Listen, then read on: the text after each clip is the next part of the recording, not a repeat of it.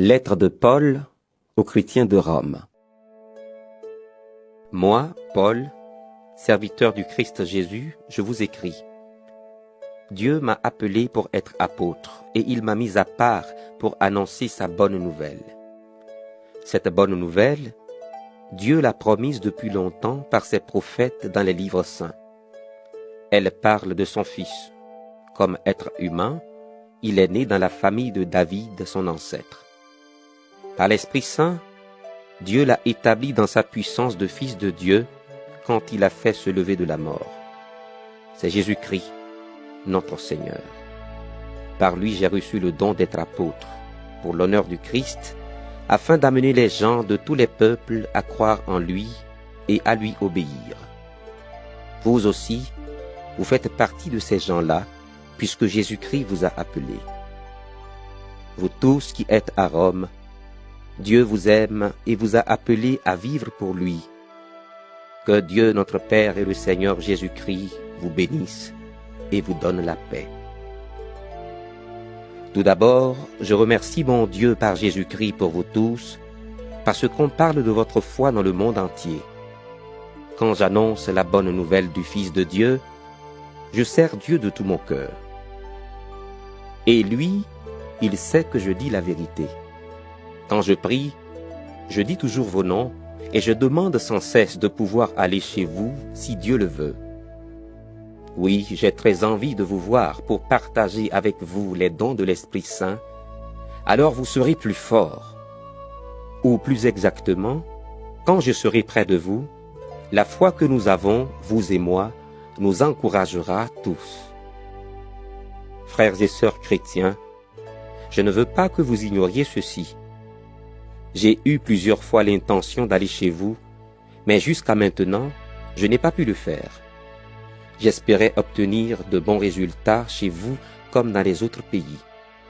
Je dois m'occuper de tous, des gens civilisés et de ceux qui ne le sont pas, des gens instruits et des gens ignorants. Je désire donc vivement vous annoncer la bonne nouvelle, à vous aussi qui habitez à Rome. Je n'ai pas honte d'annoncer la bonne nouvelle. Elle est la puissance de Dieu pour sauver tous ceux qui croient, les Juifs d'abord, les autres ensuite. En effet, la bonne nouvelle montre ceci. Dieu reconnaît les êtres humains comme justes quand ils croient en lui. Et cette foi suffit. Oui, dans les livres saints, on lit. Celui qui croit en Dieu est juste, et ainsi il aura la vie. Du haut du ciel, Dieu montre sa colère parce que les êtres humains sont pécheurs et parce qu'ils font le mal. Par leurs mauvaises actions, ils empêchent la vérité d'agir. Oui, ce qu'on peut connaître de Dieu, cela est clair pour eux parce que Dieu les a éclairés. La puissance sans limite de Dieu et ce qu'il est lui-même, ce sont des réalités qu'on ne voit pas. Mais depuis la création du monde, l'intelligence peut les voir à travers ce qu'il a fait. Les êtres humains sont donc sans excuse. En effet, ils ont connu Dieu, mais ils ne lui ont pas rendu gloire et ils ne l'ont pas remercié. Pourtant, c'est ce qu'on doit faire pour Dieu. Au contraire, leurs idées sont devenues fausses et leur cœur sans intelligence a perdu la lumière. Ils disent qu'ils ont la sagesse, mais ils sont devenus fous. Au lieu d'adorer le Dieu glorieux qui ne meurt pas, ils ont adoré des objets. Ces objets représentent une personne qui doit mourir, ou bien des oiseaux, des animaux à quatre pattes et des serpents. À cause de cela, Dieu les a laissés faire les actions mauvaises qu'ils voulaient, et ainsi, ils salissent eux-mêmes leur corps de façon honteuse. Ils ont remplacé le vrai Dieu par des faux dieux. Ils ont adoré et ils ont servi ce que Dieu a créé à la place du Créateur. Louange à lui pour toujours. Amen. C'est pourquoi Dieu les a laissés suivre des désirs qui les couvrent de honte. Leurs femmes ne couchent plus avec des hommes, mais elles couchent avec d'autres femmes. Et cette façon de faire va contre la nature. Les hommes font la même chose. Ils ne couchent plus avec des femmes, mais ils brûlent de désir les uns pour les autres. Ils couchent ensemble et c'est une honte. Ainsi, ils reçoivent eux-mêmes la punition que leur conduite mauvaise entraîne. Comme ils n'ont pas voulu reconnaître Dieu, Dieu les a laissés suivre leur intelligence tordue et ils font ce qu'on ne doit pas faire. Ils sont pleins de toutes sortes d'injustices, ils font le mal, ils veulent ce qui appartient aux autres, ils sont méchants, ils sont pleins de jalousie. Ils tuent, ils se disputent, ils trompent les autres, ils font n'importe quoi. Ils racontent des mensonges sur les gens, ils disent du mal d'eux. Ils sont ennemis de Dieu, ils insultent les autres, ils sont orgueilleux, ils se vantent, ils trouvent tous les moyens pour faire le mal. Ils n'obéissent pas à leurs parents. Ils sont stupides, ils ne tiennent pas leurs promesses, ils sont sans cœur et sans pitié. Pourtant, ils connaissent bien le jugement de Dieu. Ceux qui agissent ainsi méritent la mort. Eh bien, non seulement ils font ces choses-là, mais encore ils approuvent ceux qui les font. Romains, chapitre 2. Toi qui juges les autres, tu es donc sans excuse, peu importe qui tu es. Tu juges les autres, mais tu fais comme eux. Alors, en jugeant, c'est toi-même que tu condamnes. Oui, nous le savons, Dieu juge avec vérité ceux qui agissent ainsi. Toi, tu juges ceux qui font ces choses-là, mais tu fais comme eux. À ton avis, est-ce que tu vas échapper au jugement de Dieu? Dieu est très bon, très patient. Il sait attendre. Est-ce que tu t'en moques? Cette bonté de Dieu te pousse à changer ta vie. Tu ne le sais donc pas? Tu refuses de comprendre. Tu ne veux pas changer. C'est pourquoi tu prépares contre toi une grande colère pour le jour de la colère. Ce jour-là, Dieu va montrer qu'il juge les gens avec justice. Il récompensera chacun selon ses actes. Ceux qui cherchent toujours à faire le bien pour obtenir la gloire, l'honneur et la vie qui ne finit pas, à ceux-là, Dieu donnera de vivre avec lui pour toujours. Ceux qui se révoltent contre lui, qui n'obéissent pas à la vérité, mais qui se laissent diriger par ce qui est mauvais, à ceux-là, Dieu montrera son immense colère. Le malheur et la peur frapperont tous ceux qui font le mal, les Juifs d'abord, les autres ensuite.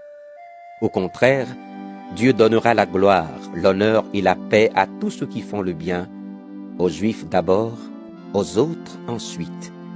En effet, Dieu ne fait pas de différence entre les gens. Tous ceux qui font des péchés sans connaître la loi de Moïse mourront aussi, même s'ils n'ont pas cette loi. Mais tous ceux qui font des péchés en connaissant la loi de Moïse seront jugés par cette loi. Ceux qui se contentent d'écouter la loi de Moïse ne sont pas justes aux yeux de Dieu, mais Dieu rendra justes ceux qui obéissent à cette loi. Ceux qui ne sont pas juifs ne connaissent pas la loi de Moïse. Pourtant, certains font naturellement ce que cette loi commande. Ces gens-là n'ont pas la loi, ils sont une loi pour eux-mêmes. Par là, ils montrent une chose.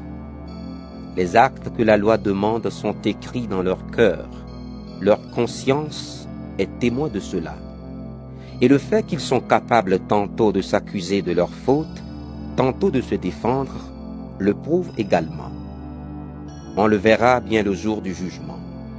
Selon la bonne nouvelle que j'annonce, ce jour-là, Dieu jugera par Jésus-Christ tout ce qui est caché dans la vie des gens.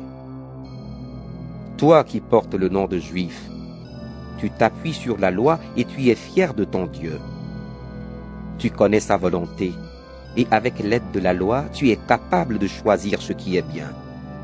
Tu es sûr d'être le guide des aveugles, la lumière de ceux qui sont dans la nuit, le professeur des ignorants, le maître des petits.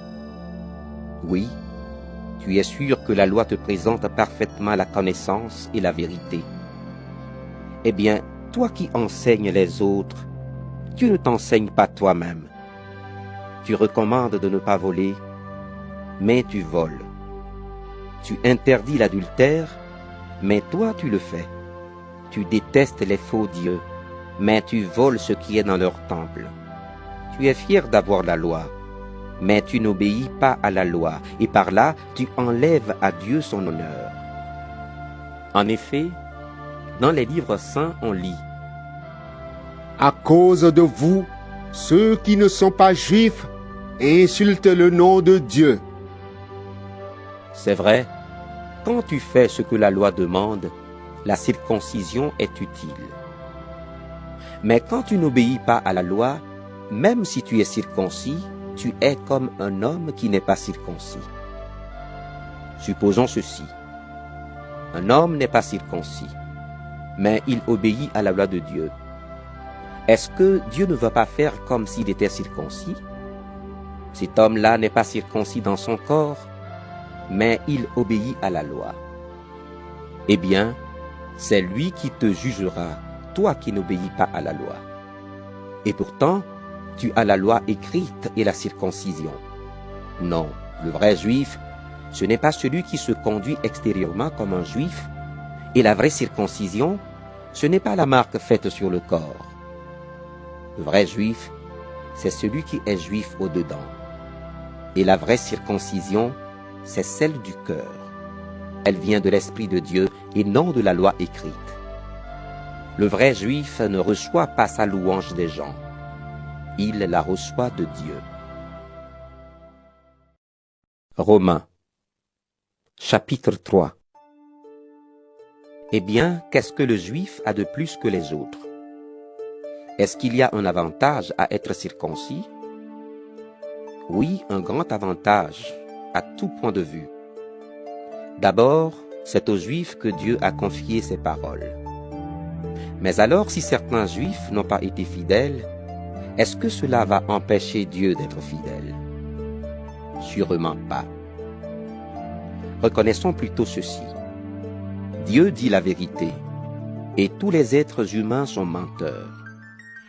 En effet, les livres saints disent en parlant de Dieu: On doit te reconnaître juste dans tes paroles. Et si on te juge, tu dois gagner ton procès. Mais si le mal que nous faisons sert à montrer que Dieu est juste, que dire?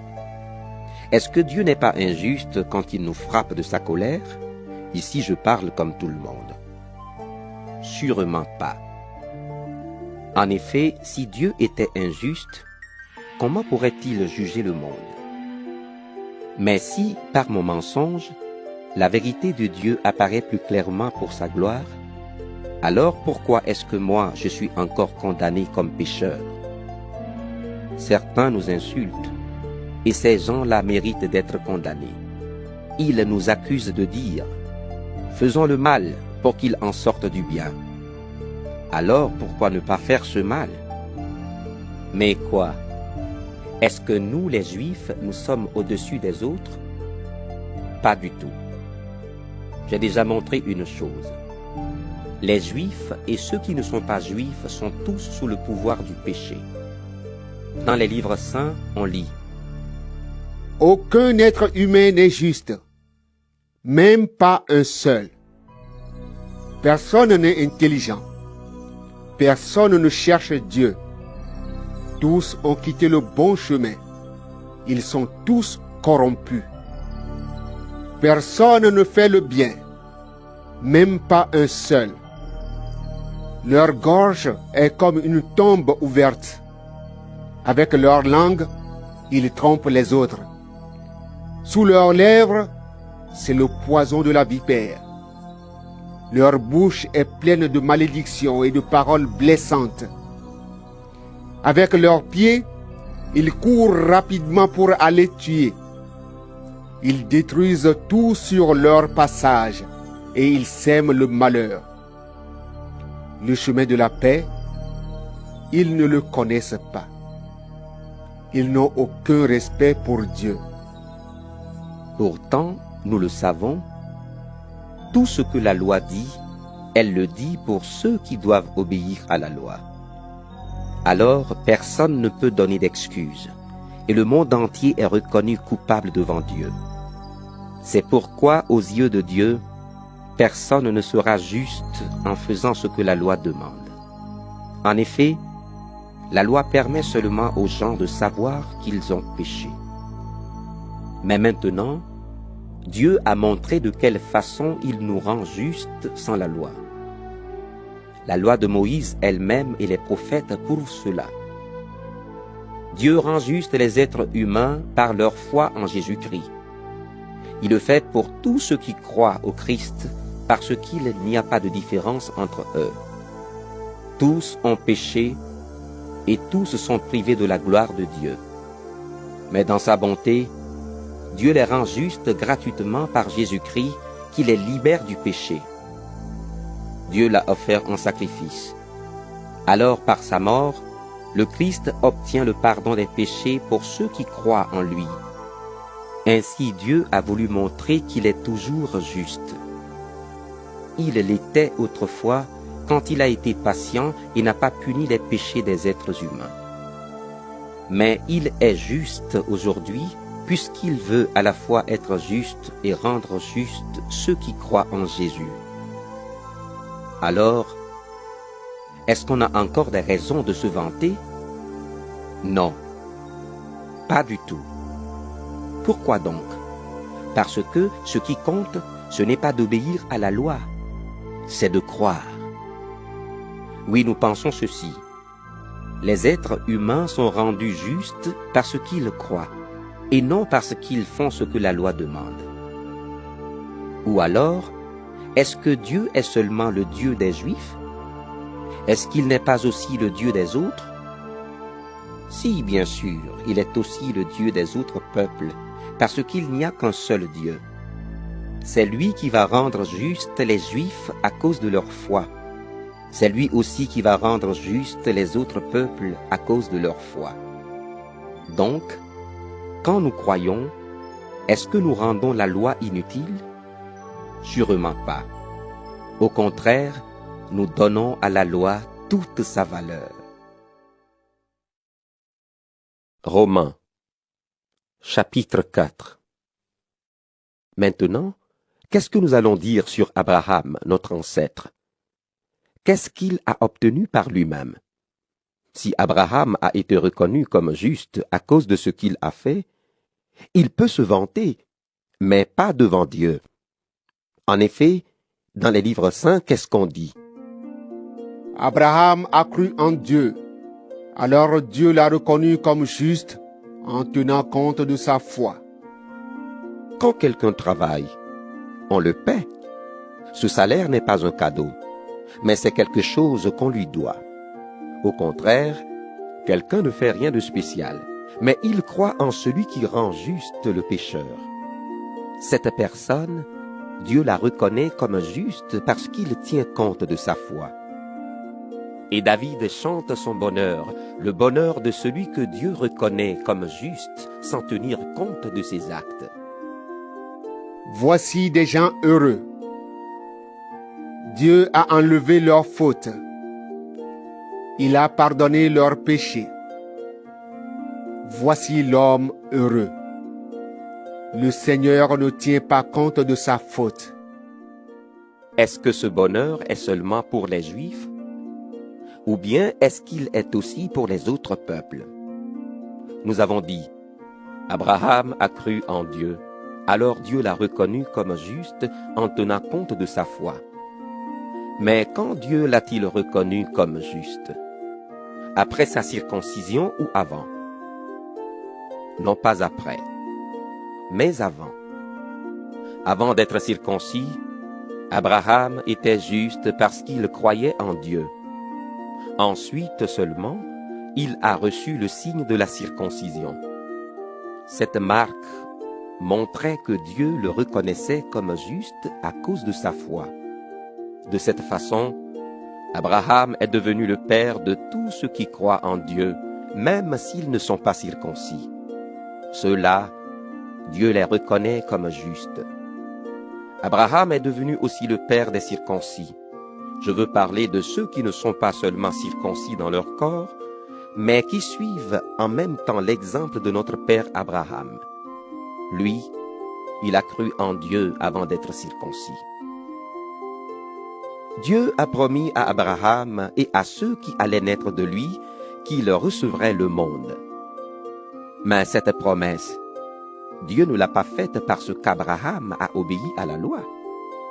Il l'a faite parce qu'il a reconnu Abraham comme juste à cause de sa foi. Si les biens promis étaient seulement pour ceux qui obéissent à la loi, la foi ne servirait à rien et la promesse de Dieu n'aurait plus de valeur. En effet, la loi produit la colère de Dieu, mais quand il n'y a pas de loi, on ne peut pas désobéir à la loi. Pour cette raison, c'est en croyant qu'on reçoit les biens promis, et c'est vraiment un don gratuit. Alors la promesse est valable pour tous ceux qui sont nés d'Abraham. Elle est valable non seulement pour ceux qui sont soumis à la loi, mais également pour ceux qui croient comme Abraham, notre Père à tous. Oui, les livres saints le disent. J'ai fait de toi le père de beaucoup de peuples. Abraham est notre Père devant Dieu, en qui il a cru. C'est le Dieu qui donne la vie aux morts et qui appelle à exister ce qui n'existe pas encore. Il n'y avait plus d'espoir, et pourtant Abraham a espéré. Il a cru en Dieu, et pour cela, il est devenu le père de beaucoup de peuples. Les livres saints le disent. Ceux qui vont naître de toi seront très nombreux. Sa foi est restée solide. Pourtant, Abraham avait à peu près 100 ans. Et il le savait. Son corps était déjà comme mort. Et Sarah ne pouvait pas avoir d'enfant. Devant la promesse de Dieu, il n'a pas manqué de confiance. Au contraire, sa foi l'a rempli de force, et il a rendu gloire à Dieu. Il était sûr d'une chose, ce que Dieu a promis, il est assez puissant pour le faire. C'est pourquoi Dieu a reconnu Abraham comme juste. Quand les livres saints disent « Dieu l'a reconnu comme juste », ces paroles ne sont pas pour Abraham seulement. Elles sont aussi pour nous, et Dieu tiendra compte de notre foi. En effet, nous croyons en lui qui a réveillé Jésus notre Seigneur de la mort. Jésus a été livré à cause de nos fautes, mais Dieu l'a réveillé de la mort pour nous rendre justes. Romains, chapitre 5. Oui, nous avons été rendus justes en croyant, et maintenant nous sommes en paix avec Dieu par notre Seigneur Jésus-Christ. Nous croyons, et par Jésus, nous pouvons nous approcher du Dieu d'amour en qui nous vivons maintenant. Et nous sommes fiers parce que nous espérons recevoir la gloire de Dieu. Bien plus, nous sommes fiers parce que nous souffrons. Nous le savons, la souffrance rend patient. Et quand on est patient, on reste fidèle malgré les difficultés.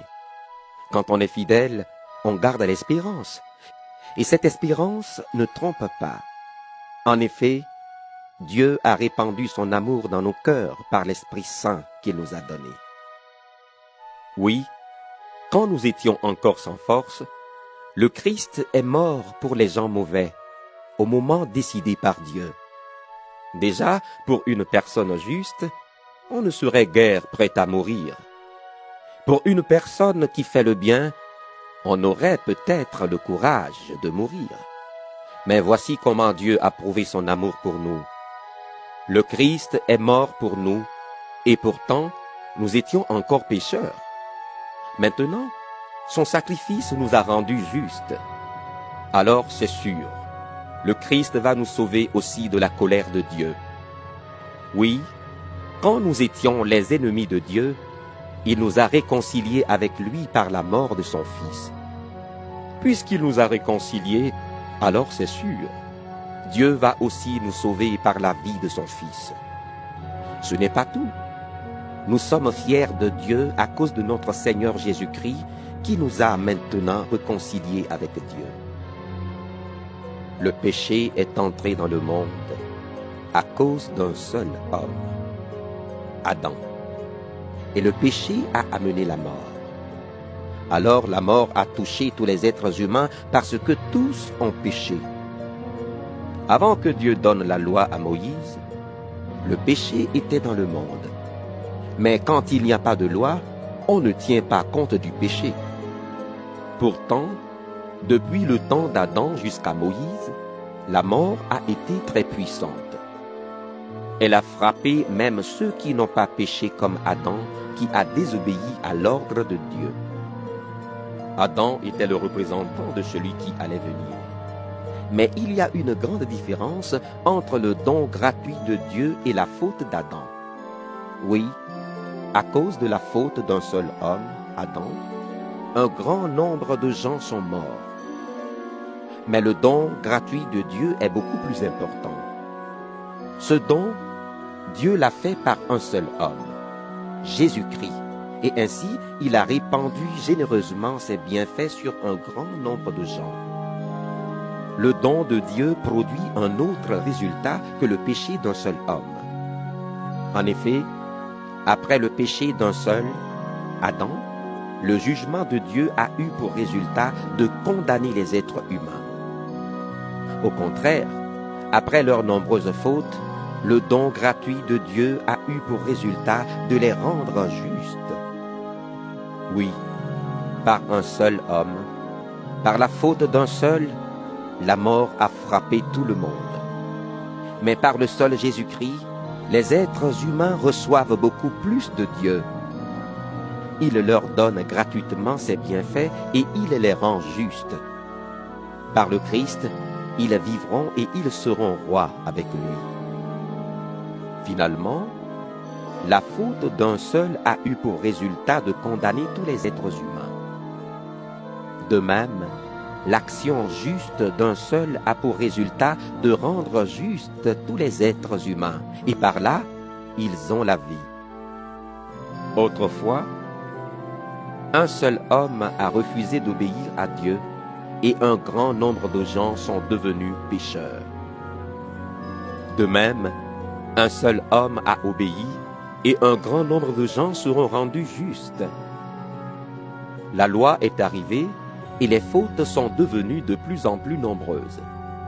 Mais là où les péchés sont devenus de plus en plus nombreux, les bienfaits de Dieu ont été plus nombreux encore. Autrefois, le péché avait tout pouvoir pour donner la mort.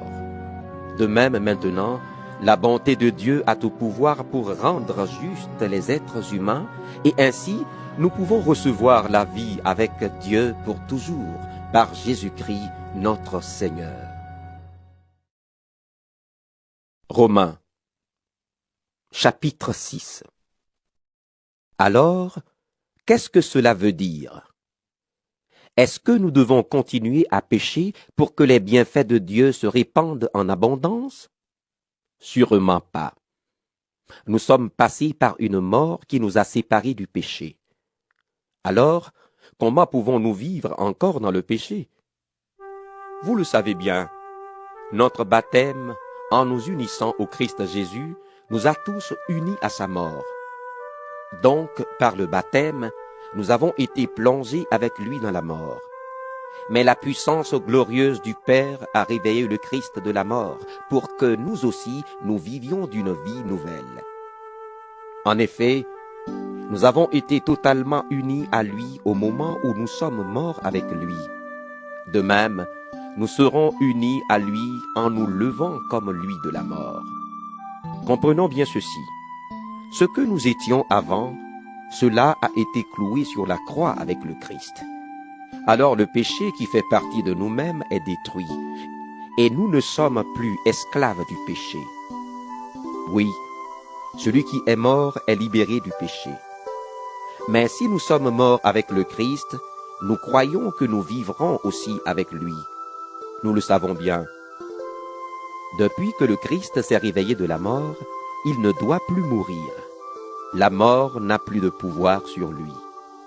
Le Christ est mort, et sa mort l'a séparé totalement du péché, une fois pour toutes. Maintenant, il est vivant, et sa vie est tout entière pour Dieu. De même, vous aussi, vous devez penser ceci. Vous êtes morts en étant totalement séparés du péché, mais en étant unis à Jésus-Christ, vous êtes vivants pour Dieu. Donc le péché ne doit plus avoir de pouvoir sur votre corps, qui mourra un jour, et vous ne devez plus obéir aux désirs mauvais de votre corps. Ne mettez plus votre corps au service du péché, comme un moyen pour faire le mal. Au contraire, mettez-vous au service de Dieu, comme des vivants revenus de la mort. Servez-vous de votre corps comme d'un moyen pour faire ce qui est juste. Ce n'est plus la loi qui vous commande, mais c'est l'amour de Dieu pour vous. Le péché ne peut donc plus avoir de pouvoir sur vous. Ce n'est plus la loi qui nous commande, mais c'est l'amour de Dieu pour nous. Alors est-ce une raison pour faire le mal? Sûrement pas. Vous ne savez pas ceci? Quand vous vous mettez au service de quelqu'un comme esclave, vous êtes les esclaves du maître à qui vous obéissez. Alors, ou bien vous êtes esclave du péché, et le péché vous conduit à la mort, ou bien vous êtes serviteur de Dieu, et Dieu vous rend juste parce que vous lui obéissez. Remercions Dieu. Autrefois, vous étiez esclave du péché. Maintenant, vous avez obéi de tout votre cœur à l'enseignement qu'on donne à tous et que vous avez reçu. Vous avez été libérés du péché et vous êtes au service de ce qui est juste. Je prends une comparaison humaine parce que vous avez du mal à comprendre. Autrefois, comme des esclaves, vous aviez mis votre corps au service d'une vie impure et pleine de désordre, et le résultat, c'était la désobéissance à Dieu. De même, aujourd'hui, comme des esclaves, mettez votre corps au service de ce qui est juste, et le résultat, ce sera une vie qui plaît à Dieu. Quand vous étiez esclaves du péché, faire ce qui est juste ne vous intéressait pas. Et à ce moment-là, quelles actions avez-vous faites? Aujourd'hui, vous en avez honte, parce que le résultat, c'est la mort.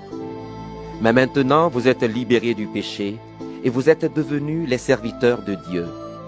Ainsi, vous faites des actions qui plaisent à Dieu, et le résultat, c'est la vie avec Dieu pour toujours. Oui, avec le péché, ce qu'on gagne, c'est la mort.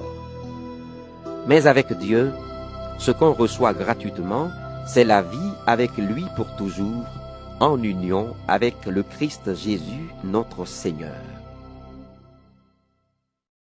Romains, chapitre 7. Frères et sœurs chrétiens, je parle à des gens qui connaissent la loi. La loi a de l'autorité sur nous seulement pendant notre vie. Vous savez sûrement cela. Par exemple, une femme mariée est liée à son mari par la loi, pendant qu'il est vivant. Mais quand il meurt, cette femme est libérée de la loi qui l'attachait à lui. Si elle devient la femme d'un autre homme pendant que son mari est vivant, on dit qu'elle est adultère. Mais quand son mari meurt, elle est libérée de la loi. Elle peut devenir la femme d'un autre homme. Elle ne sera pas adultère. Pour vous, mes frères et mes sœurs, c'est la même chose. Vous êtes unis au Christ, mort pour nous sur la croix, donc vous êtes totalement séparés de la loi. Vous appartenez à quelqu'un d'autre, et cet autre, c'est celui qui s'est réveillé de la mort. Et ainsi, nous pouvons servir Dieu utilement. Oui, autrefois, quand nous faisions n'importe quoi, nos désirs mauvais utilisaient la loi pour agir dans notre corps, et le résultat, c'était la mort. Mais maintenant, nous sommes totalement séparés de ce qui nous écrasait. Alors, nous pouvons servir Dieu d'une façon nouvelle, en obéissant à l'Esprit Saint, et nous ne servons plus Dieu à la manière d'autrefois, en obéissant à la loi de Moïse. Alors, qu'est-ce que cela veut dire? Est-ce que la loi appartient au péché? Sûrement pas. Mais j'ai connu le péché seulement par la loi. En effet, je ne pouvais pas connaître les désirs mauvais sans ce commandement de la loi. Tu n'auras pas de désirs mauvais. Le péché a profité de l'occasion. Il s'est servi du commandement pour produire en moi toutes sortes de désirs mauvais. Le péché, c'est une chose morte s'il n'y a pas de loi. Autrefois, quand il n'y avait pas de loi, j'étais vivant. Mais quand le commandement est venu, c'est le péché qui est devenu vivant, et moi je suis mort. C'est pourquoi le commandement qui devait me conduire à la vie m'a conduit à la mort. Oui, le péché a profité de l'occasion. Il s'est servi du commandement pour me tromper, et ainsi, il m'a fait mourir. Mais la loi est sainte, et le commandement est saint, juste et bon. Alors, est-ce qu'une chose bonne peut faire mourir? Sûrement pas. Mais le péché s'est servi d'une chose bonne pour me donner la mort.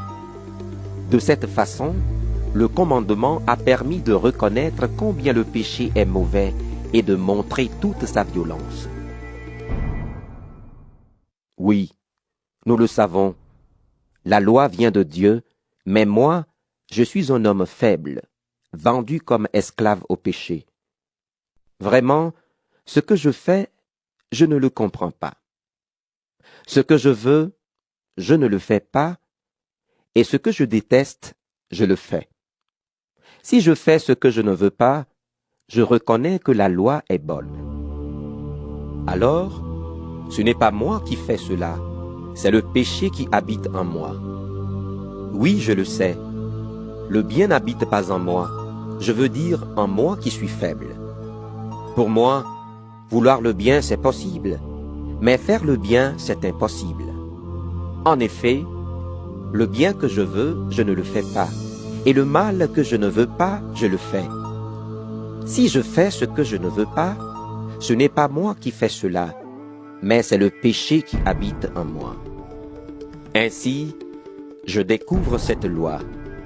Quand je veux faire le bien, c'est le mal qui se présente à moi. Au fond de moi-même, la loi de Dieu me plaît. Mais je trouve dans mon corps une autre loi. Elle lutte contre la loi avec laquelle mon intelligence est d'accord. Cette loi me fait prisonnier de la loi du péché qui est en moi. Me voilà bien malheureux. Qui va me libérer de ce corps qui me conduit vers la mort? Remercions Dieu par Jésus-Christ notre Seigneur. Ainsi, avec mon intelligence, j'accepte la loi de Dieu, mais avec ma faiblesse, j'obéis à la loi du péché. Romains, chapitre 8. Maintenant, ceux qui sont unis au Christ Jésus ne peuvent plus être condamnés. En effet, quand on est uni au Christ Jésus, la loi, c'est l'Esprit Saint qui donne la vie, et cette loi m'a libéré de la loi du péché et de la mort. La loi de Moïse ne pouvait pas faire cela, parce que la faiblesse des êtres humains l'a empêché d'agir. Mais Dieu a pu le faire. Il a envoyé son Fils dans un corps semblable à celui des pécheurs pour les libérer du péché. Par là, Dieu a condamné le péché qui agit dans les êtres humains. Il a fait cela pour que nous soyons capables de vivre comme la loi le demande. Ainsi, ce n'est plus une façon de voir humaine qui nous dirige, c'est l'Esprit Saint. En effet, ceux qui suivent leur façon de voir obéissent à leurs désirs humains, mais ceux qui suivent l'Esprit Saint obéissent à ce que l'Esprit désire. Quand on suit ses désirs humains, on va vers la mort. Quand on suit l'Esprit Saint, on va vers la vie et vers la paix. Oui, les désirs humains sont ennemis de Dieu. Ils n'obéissent pas à la loi de Dieu. Pour eux, C'est même impossible. Et ceux qui suivent ces désirs ne peuvent pas plaire à Dieu.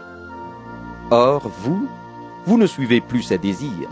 Vous suivez l'Esprit de Dieu parce qu'il habite en vous. Si quelqu'un n'a pas l'Esprit du Christ, il n'appartient pas au Christ. Mais le Christ est en vous. Bien sûr, votre corps va mourir à cause du péché. Mais puisque vous avez été rendus justes, l'Esprit Saint vous donne la vie. Dieu a réveillé Jésus de la mort. Si l'Esprit de Dieu habite en vous, ce Dieu qui a réveillé le Christ de la mort donnera la vie par son Esprit à vos corps qui doivent mourir. C'est pourquoi, frères et sœurs, nous avons une dette. Ce n'est pas envers nos désirs humains que nous avons une dette. Nous ne devons pas vivre comme il le demande. Si vous vivez en suivant ces désirs, vous mourrez. Au contraire, si, avec l'aide de l'Esprit Saint, vous faites disparaître vos façons de faire égoïstes, vous vivrez. En effet, tous ceux que l'Esprit de Dieu conduit sont enfants de Dieu. Et l'Esprit que vous avez reçu ne fait pas de vous des esclaves qui ont encore peur, mais il fait de vous des enfants de Dieu. Et par cet Esprit, nous crions vers Dieu en lui disant, « Abba, Père ». L'Esprit Saint lui-même nous donne ce témoignage. Nous sommes enfants de Dieu. Alors si nous sommes enfants de Dieu, nous recevrons en partage les biens promis par Dieu à son peuple, et ces biens, nous les recevrons avec le Christ. Oui, si nous participons à ses souffrances, nous participerons aussi à sa gloire. Comparons les souffrances d'aujourd'hui avec la gloire que Dieu nous montrera clairement plus tard. À mon avis, elles sont peu de choses. Oui, le monde créé par Dieu attend avec impatience le moment où Dieu montrera la gloire de ses enfants. Ce monde est tombé sous le pouvoir de forces qui n'ont aucune valeur. Ce n'est pas lui qui a voulu cela, mais c'est Dieu qui l'a mis sous ce pouvoir. Pourtant, il y a encore de l'espoir pour ce monde. Lui aussi, il sera libéré des forces qui le détruisent et qui le rendent esclave.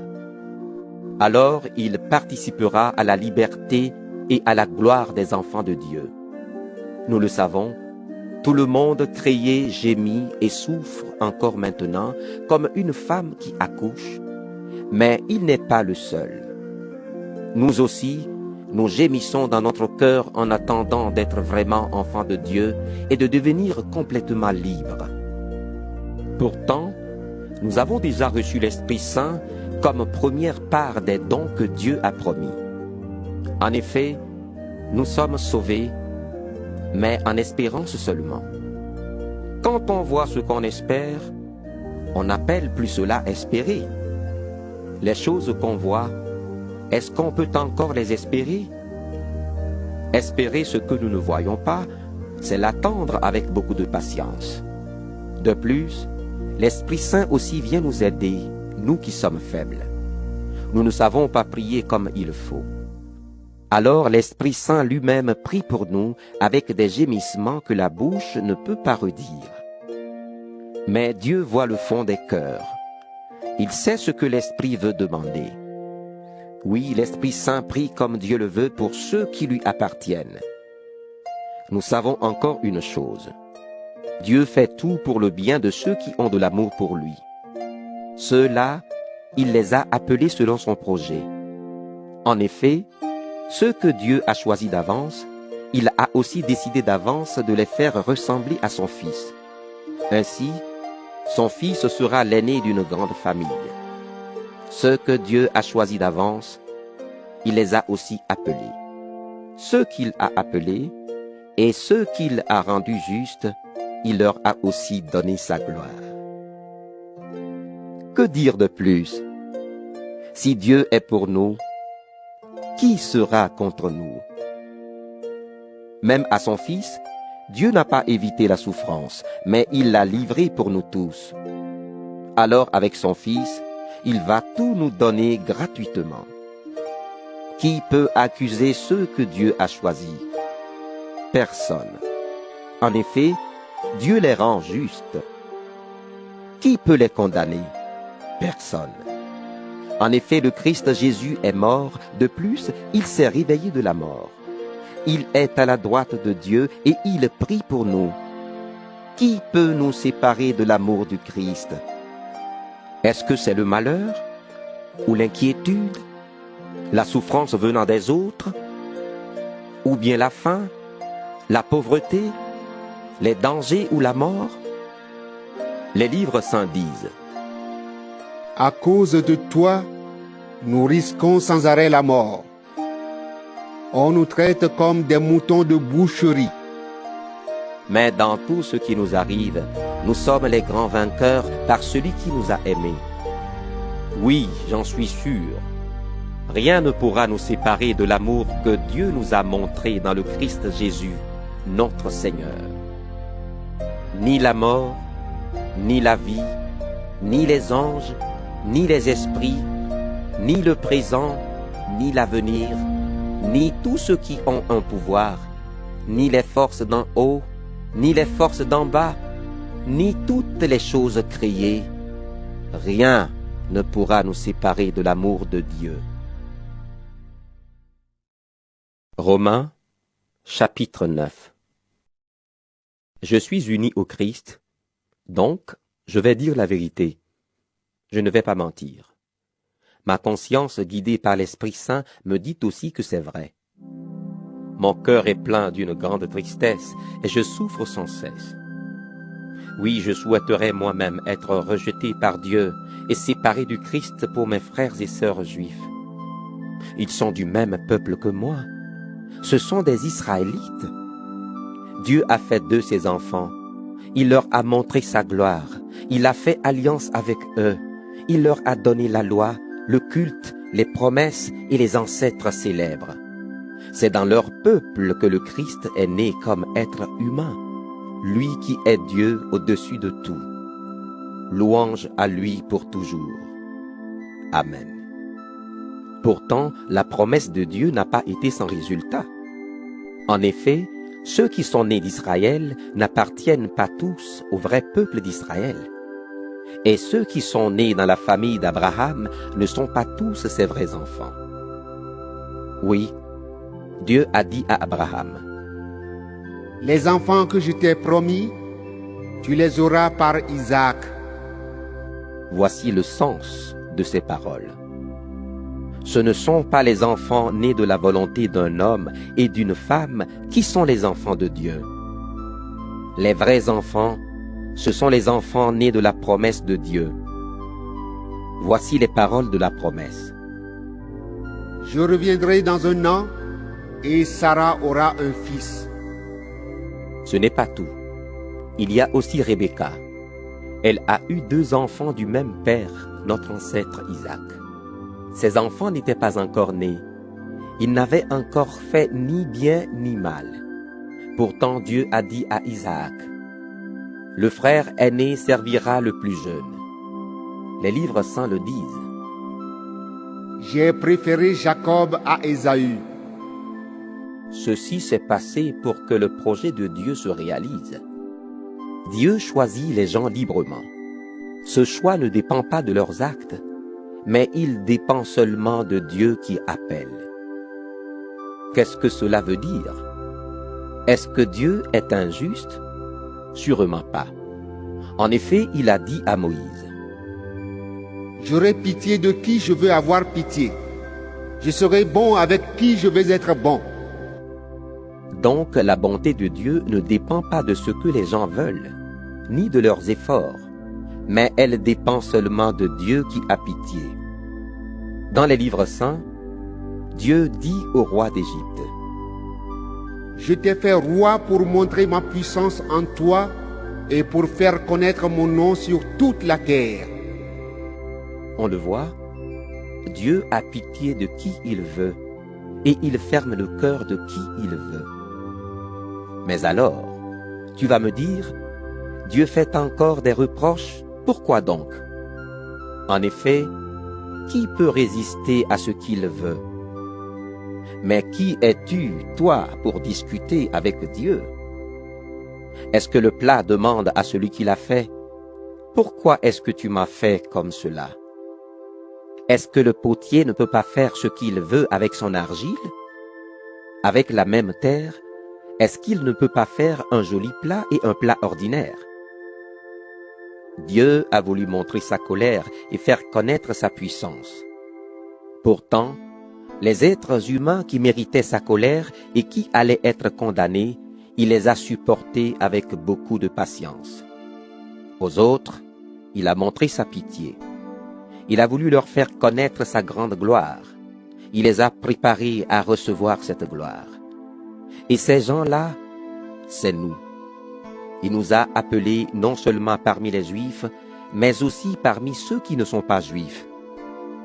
Dieu dit dans le livre du prophète Osée, « Celui qui n'était pas mon peuple, je l'appellerai mon peuple. Le peuple que je n'aimais pas, je l'appellerai peuple aimé.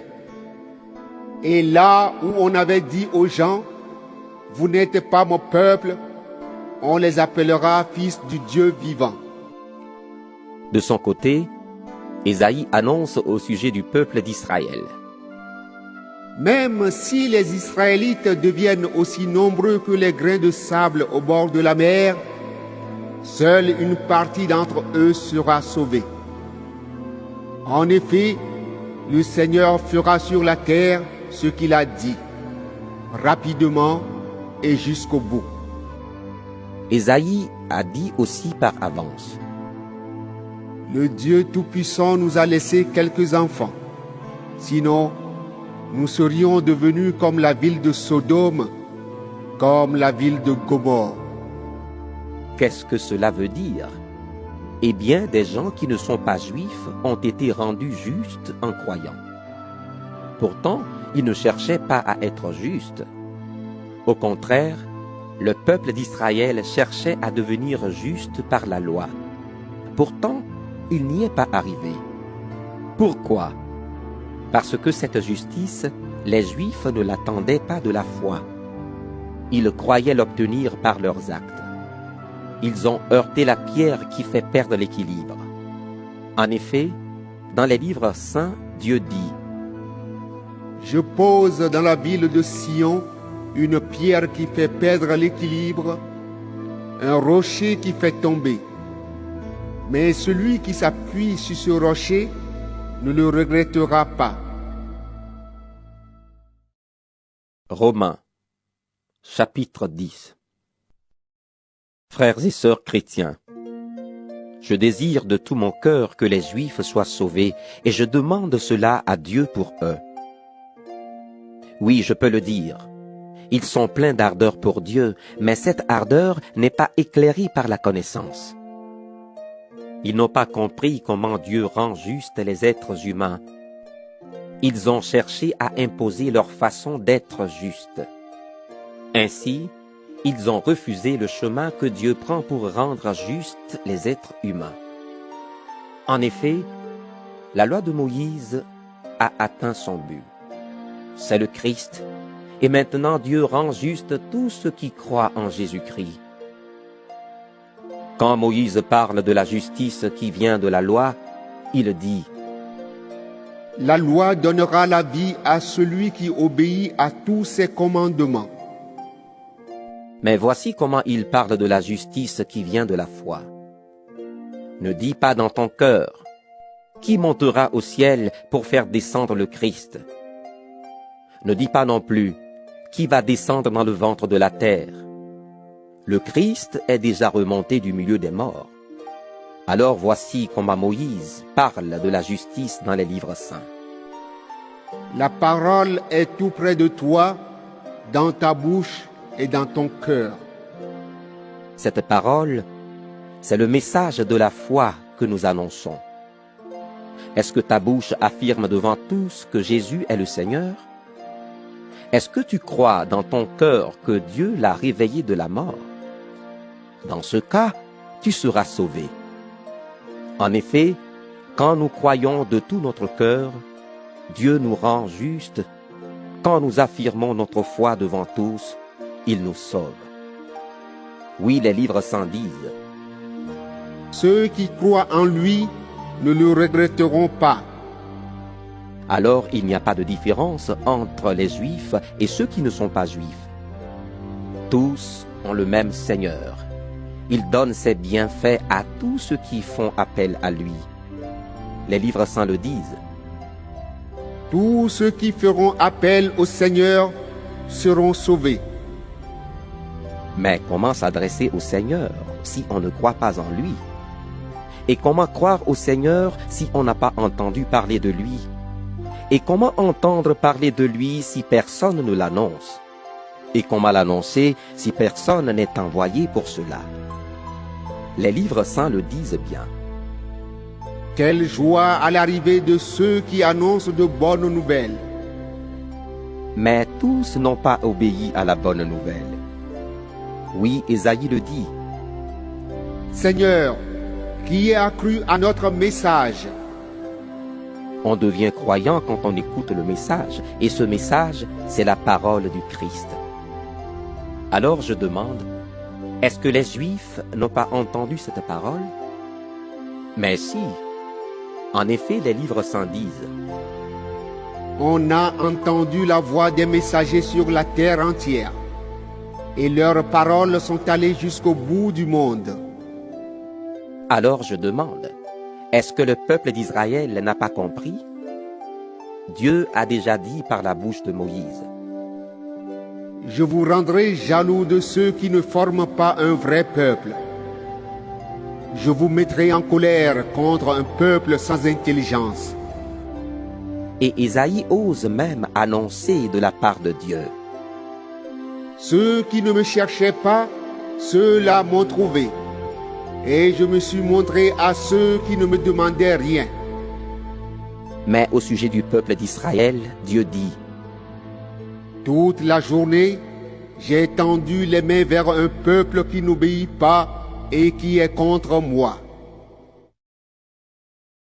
Romains, chapitre 11.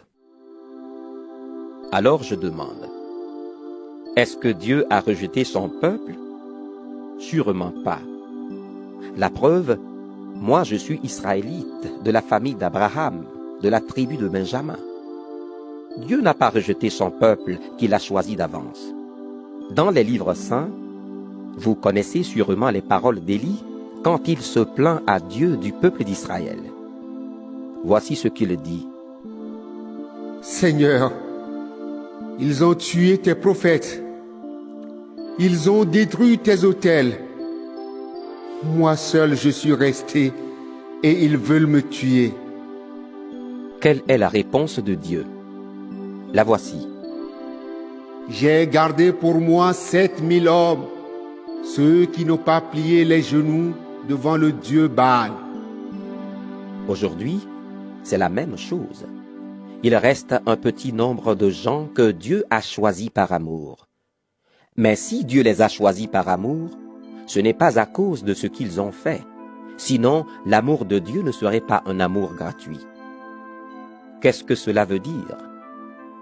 Ce que le peuple d'Israël cherche, il ne l'a pas trouvé. Mais ceux que Dieu a choisis, eux, ils ont trouvé ce qu'ils cherchaient. Les autres n'ont pas voulu comprendre. En effet, les livres saints disent. Jusqu'à maintenant, Dieu a endormi leur intelligence, il a empêché leurs yeux de voir et leurs oreilles d'entendre. Le roi David dit aussi. Que leur repas devienne pour eux un piège, un trou où ils tombent, qu'ils soient punis, qu'ils deviennent aveugles, qu'ils ne voient plus rien du tout, et fais-leur courber le dos sans arrêt. Je demande donc, est-ce que les Juifs sont tombés pour toujours? Sûrement pas. Mais à cause de leur désobéissance, les autres peuples ont pu être sauvés. Ainsi, le peuple d'Israël est devenu jaloux. Sa désobéissance a apporté de grands bienfaits au monde, et sa chute a apporté de grands bienfaits à ceux qui ne sont pas juifs. Alors, quand tous les Juifs se relèveront, les bienfaits seront encore plus grands. Maintenant, vous qui n'êtes pas juifs, c'est à vous que je parle. Je suis l'apôtre de ceux qui ne sont pas juifs. Ce service est pour moi un honneur, et je le rends en espérant augmenter la jalousie de mes frères et sœurs juifs pour en sauver quelques-uns. En effet, quand Dieu les a mis de côté, il a réconcilié le monde avec lui. Alors quand il les accueillera de nouveau, que va-t-il se passer? Ceux qui étaient morts reviendront à la vie. Si la première part du pain est pour Dieu, le pain entier est pour lui aussi.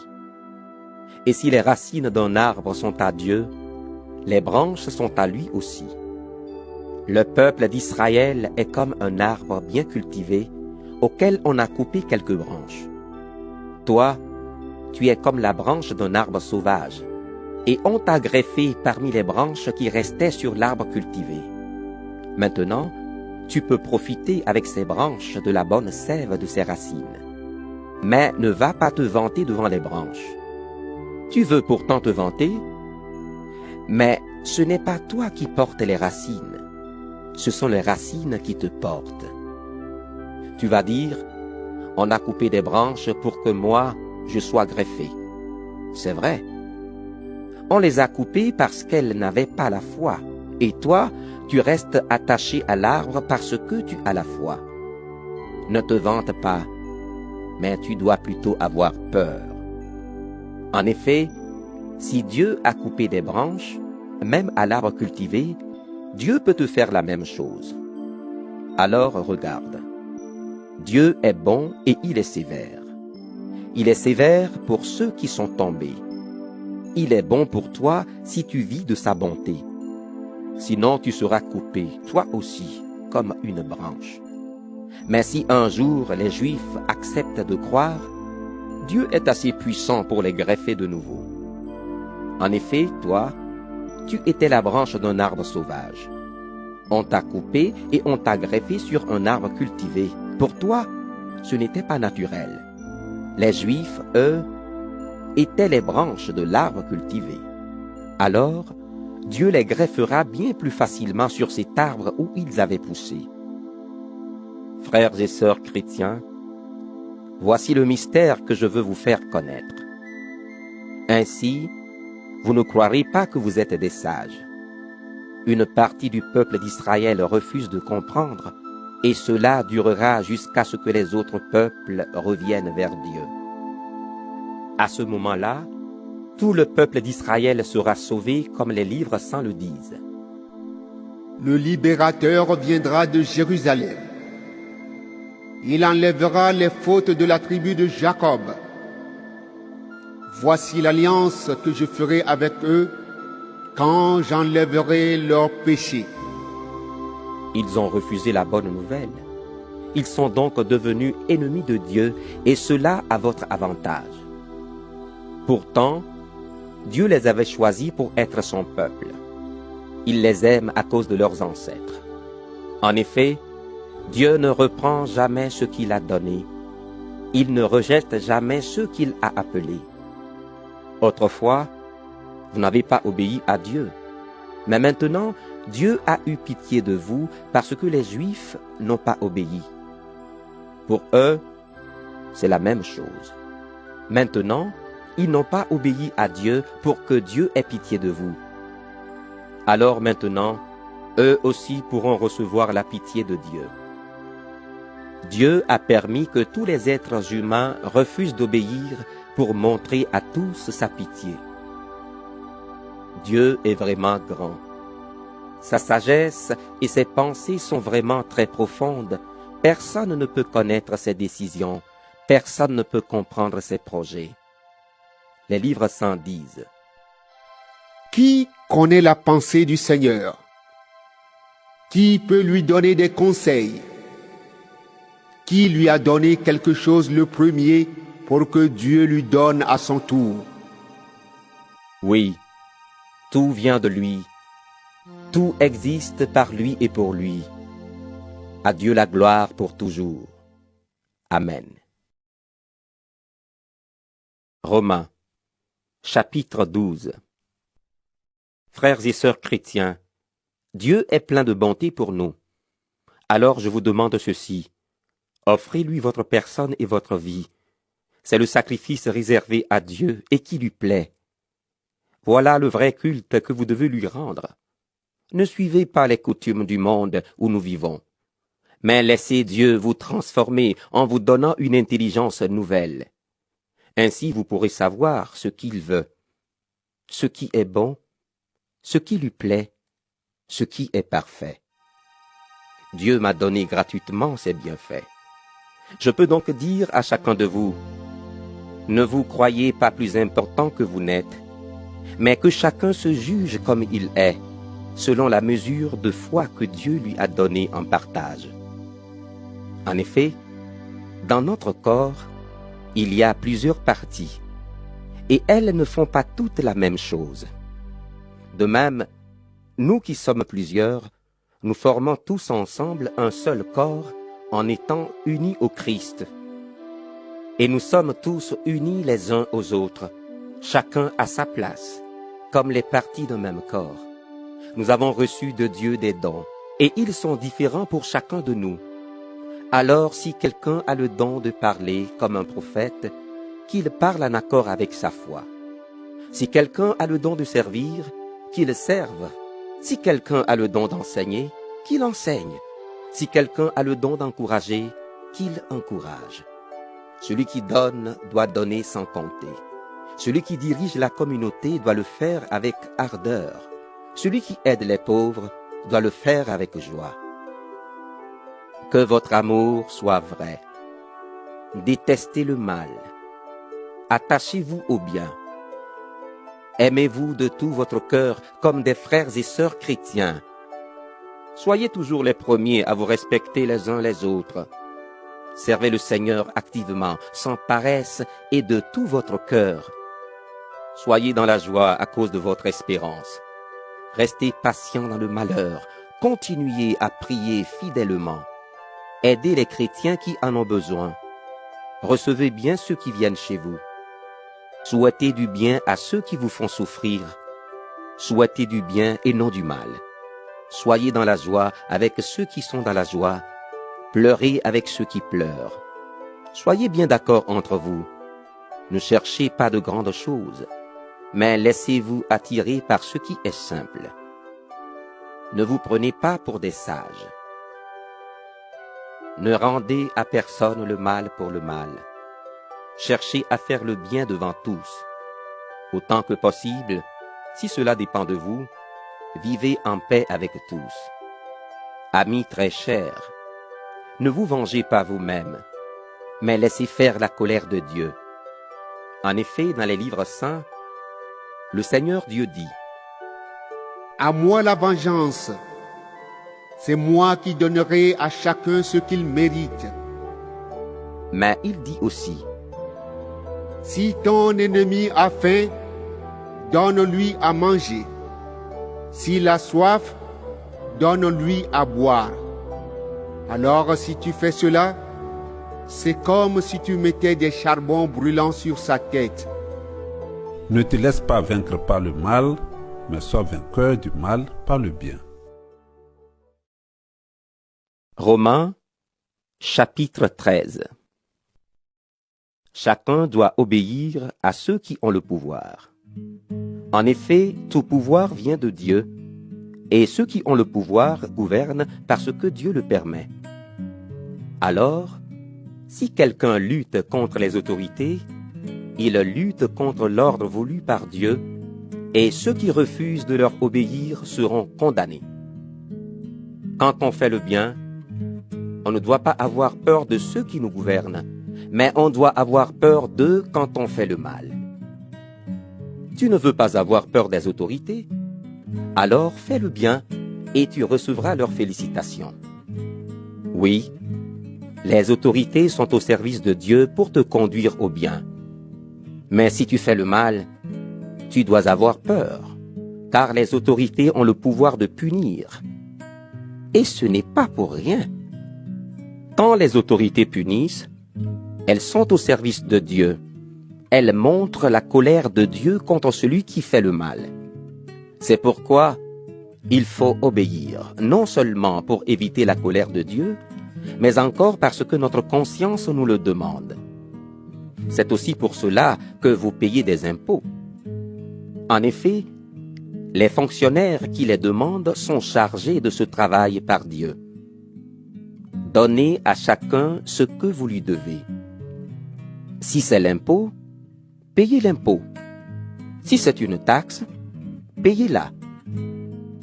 Si c'est l'obéissance, obéissez. Si c'est le respect, soyez respectueux. N'ayez aucune dette envers personne, sauf la dette de l'amour que vous devez avoir entre vous. Celui qui aime les autres obéit parfaitement à la loi. En effet, vous connaissez les commandements. Ne trompe pas ta femme ou ton mari. Ne tue personne. Ne vole pas. Ne désire pas ce qui ne t'appartient pas. Ces commandements et tous les autres sont contenus dans cette parole. Aime ton prochain comme toi-même. Quand on aime, on ne fait aucun mal à son prochain. Par conséquent, aimer, c'est obéir parfaitement à la loi. Vous connaissez le temps où nous sommes. C'est le moment de sortir de votre sommeil. En effet, quand nous avons cru au Christ, le salut était encore loin. Maintenant, il est plus près de nous. La nuit est bientôt finie. Le jour va se lever. Alors, débarrassons-nous des actions mauvaises qu'on fait pendant la nuit. Prenons les armes qu'on utilise en pleine lumière. Menons une vie honnête comme en plein jour. Évitons de trop manger ou de trop boire. Ne couchons pas avec n'importe qui. Ne vivons pas n'importe comment. Évitons les disputes et les jalousies. Soyez semblables au Seigneur Jésus-Christ. Ne vous laissez pas entraîner vers le mal par vos mauvais désirs. Romains, chapitre 14. Accueillez celui qui n'a pas une foi solide. Ne dites pas de mal de ce qu'il pense. Par exemple, quelqu'un croit qu'il peut manger de tout, mais quelqu'un d'autre qui n'a pas une foi solide mange seulement des légumes. Celui qui mange de tout ne doit pas mépriser celui qui ne mange pas certains aliments. Et celui qui ne mange pas certains aliments ne doit pas juger celui qui mange de tout, car Dieu l'a accueilli. Qui es-tu, toi, pour juger le serviteur d'un autre?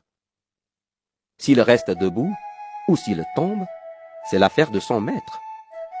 Et il restera debout parce que le Seigneur est capable de le soutenir.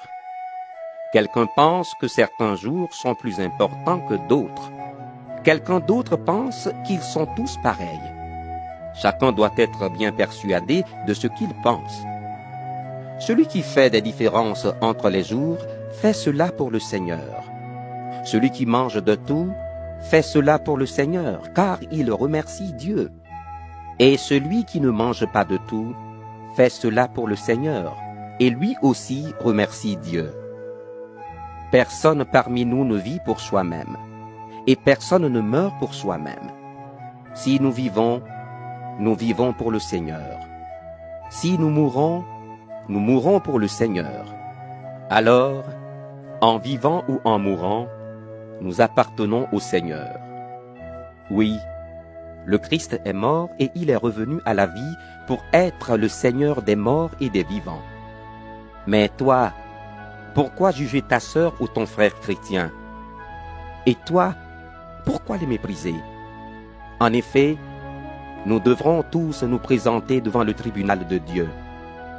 Dans les livres saints, on lit: Moi, le Seigneur vivant, je le jure, tous les êtres humains se mettront à genoux devant moi et tous me rendront gloire. Ainsi, chacun de nous devra rendre des comptes à Dieu. Arrêtons donc de nous juger les uns les autres. Mais voici plutôt ce que vous devez décider. Ne mettez rien devant votre frère ou votre sœur pour leur faire perdre l'équilibre ou pour les pousser au mal. Je le sais, et grâce au Seigneur Jésus, j'en suis sûr. Rien n'est impur. Mais si quelqu'un pense qu'une chose est impure, elle devient impure pour lui. Si tu fais de la peine à ton frère ou à ta sœur à cause de ce que tu manges, tu ne vis plus selon l'amour. Pour une question de nourriture, ne va pas détruire un frère ou une sœur pour qui le Christ est mort. Ce que vous jugez bon pour vous, cela ne doit pas donner aux autres l'occasion de le trouver mauvais. En effet, le royaume de Dieu n'est pas une question de nourriture et de boisson. Le royaume de Dieu, c'est la justice, la paix et la joie données par l'Esprit Saint. Celui qui sert le Christ de cette façon plaît à Dieu, et les gens lui donnent raison. Alors cherchons ce qui sert la paix et ce qui construit la communauté. Ne détruis pas le travail de Dieu pour une question de nourriture. C'est vrai, tous les aliments sont purs, mais manger quelque chose qui pousse les autres au mal, ce n'est pas bien. Ce qui est bien, c'est par exemple de ne pas manger de viande, de ne pas boire de vin, en un mot, de ne rien prendre qui peut faire tomber ton frère ou ta sœur. Ce que tu crois sur cette question, garde-le pour toi devant Dieu. Il est heureux celui qui ne se sent pas coupable quand il décide d'agir. Celui qui mange un aliment en n'étant pas sûr de bien faire, celui-là, Dieu le condamne.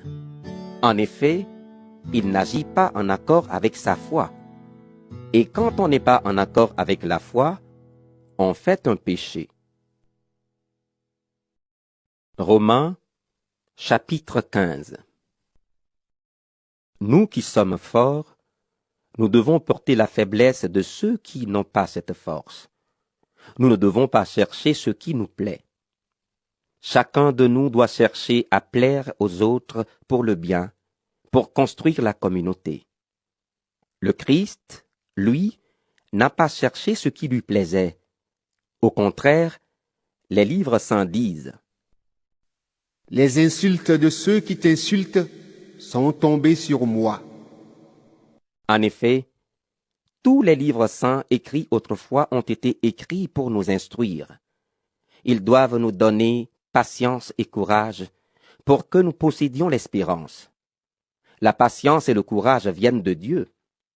Que Dieu vous rende donc capable d'être bien d'accord entre vous en suivant l'exemple de Christ Jésus. Alors, d'un même cœur et d'une même bouche, vous pourrez rendre gloire à Dieu, le Père de notre Seigneur Jésus-Christ. Accueillez-vous les uns les autres, comme le Christ vous a accueillis pour la gloire de Dieu. Je vous le dis, Dieu est fidèle. C'est pourquoi le Christ est devenu le serviteur des Juifs pour accomplir les promesses faites par Dieu aux ancêtres. Et les non-Juifs rendent gloire à Dieu à cause de sa bonté. En effet, les livres saints disent « Pour cela, je te fêterai parmi tous les peuples, et je chanterai en l'honneur de ton nom. » Les livres saints disent encore « Peuple, réjouissez-vous avec le peuple que Dieu a choisi. Pays du monde entier, chantez les louanges du Seigneur. Tous les peuples, chantez la grandeur de Dieu. » Ésaïe dit aussi Un homme de la famille de Jessé va venir. Il se lèvera pour gouverner les autres peuples, et ces peuples mettront leur espoir en lui. Que Dieu qui donne l'espérance vous remplisse de paix et de joie à cause de votre foi. Alors, vous serez pleins d'espérance par la puissance de l'Esprit Saint. Frères et sœurs, personnellement, j'en suis sûr, vous êtes vous-même pleins de bonne volonté. Vous savez tout ce qu'il faut connaître et vous êtes capables de vous donner des conseils les uns aux autres. Pourtant, quelquefois dans cette lettre, Je n'ai pas hésité à vous rappeler ce que vous avez déjà appris. Je l'ai fait parce que Dieu, dans sa bonté, a fait de moi le serviteur du Christ Jésus pour ceux qui ne sont pas juifs. Il m'a mis à part pour annoncer sa bonne nouvelle. Alors ceux qui ne sont pas juifs pourront devenir une offrande agréable à Dieu. Et c'est l'Esprit Saint qui rend cette offrande digne d'être pour Dieu. C'est pourquoi, uni au Christ Jésus, je peux être fier du travail que j'ai fait pour Dieu. En effet, si j'ose parler de quelque chose, c'est seulement de ce que le Christ a fait par moi. Par moi, il a amené ceux qui ne sont pas juifs à obéir à Dieu. Il a fait cela par des paroles et par des actes, par des signes puissants et extraordinaires, avec la force de l'Esprit de Dieu. Et depuis Jérusalem jusqu'à la région d'Illyrie, j'ai annoncé pleinement la bonne nouvelle du Christ. Mais j'ai voulu annoncer la bonne nouvelle seulement dans les régions qui ne connaissaient pas encore le Christ. J'ai fait cela pour ne pas construire sur des fondations préparées par quelqu'un d'autre. J'ai suivi ce que les livres saints disent. Ceux à qui on ne l'a pas annoncé vont le voir. Ceux qui n'ont rien entendu à son sujet vont comprendre. Et c'est ce qui m'a toujours empêché d'aller chez vous. Mais maintenant, j'ai terminé mon travail dans ces régions. Comme j'ai très envie d'aller chez vous depuis plusieurs années, je le ferai quand j'irai en Espagne. Oui, j'espère vous voir en allant là-bas, et je compte sur votre aide pour y aller. En tout cas, je resterai avec vous pendant quelque temps. Mais maintenant, je vais à Jérusalem pour rendre service aux membres du peuple de Dieu qui sont dans cette ville. En effet, les chrétiens de Macédoine et d'Achaïe ont décidé de donner de l'argent pour les chrétiens de Jérusalem qui sont pauvres. Ils ont décidé de les aider, mais en réalité, c'est une dette qu'ils avaient envers eux. Les chrétiens de Macédoine et d'Achaïe ne sont pas d'origine juive. Pourtant, ils ont reçu les richesses spirituelles des Juifs de Jérusalem, devenus chrétiens. Alors, à leur tour, ils doivent partager leurs richesses matérielles avec eux. Quand j'aurai réglé cette affaire, quand j'aurai remis l'argent à la communauté de Jérusalem, j'irai en Espagne en passant chez vous. Et je le sais, quand j'irai chez vous, je viendrai avec toute la bénédiction du Christ. Frères et sœurs, luttez avec moi quand vous priez Dieu pour moi. Je vous le demande par notre Seigneur Jésus-Christ et par l'amour que l'Esprit Saint nous donne. Priez pour que je ne tombe pas entre les mains des gens de Judée qui ne croient pas au Christ. Priez pour que les chrétiens acceptent de bon cœur l'aide que j'apporte à Jérusalem. Alors je pourrai venir chez vous dans la joie. Et si Dieu le veut, je pourrai me reposer un peu avec vous. Que le Dieu de paix soit avec vous tous. Amen. Romains, chapitre 16. Je vous recommande Phébé, notre sœur, qui travaille au service de l'église de Sancré. Recevez-la au nom du Seigneur, comme des chrétiens doivent le faire. Aidez-la chaque fois qu'elle a besoin de vous. Elle a aidé elle-même beaucoup de gens et elle m'a aidé aussi. Saluez Priscille et Aquilas qui travaillent avec moi au service du Christ Jésus. Ils ont risqué leur vie pour sauver la mienne et je ne suis pas le seul qui doit leur dire merci. Il y a aussi toutes les églises qui ne sont pas d'origine juive. Saluez également la communauté qui se réunit dans leur maison. Saluez mon ami Épinette. Il est le premier qui a cru au Christ dans la province d'Asie. Saluez Marie.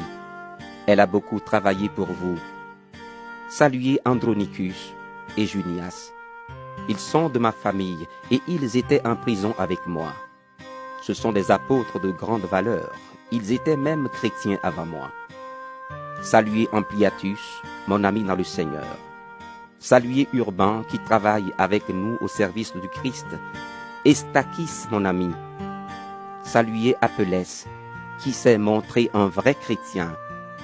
Saluez les gens de la maison d'Aristobule. Saluez Hérodione qui est de ma famille. Saluez les gens de la maison de Narcisse qui croient au Seigneur. Saluez Tryphène et Tryphose.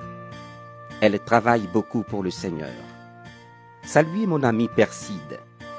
Elle aussi a beaucoup travaillé pour le Seigneur.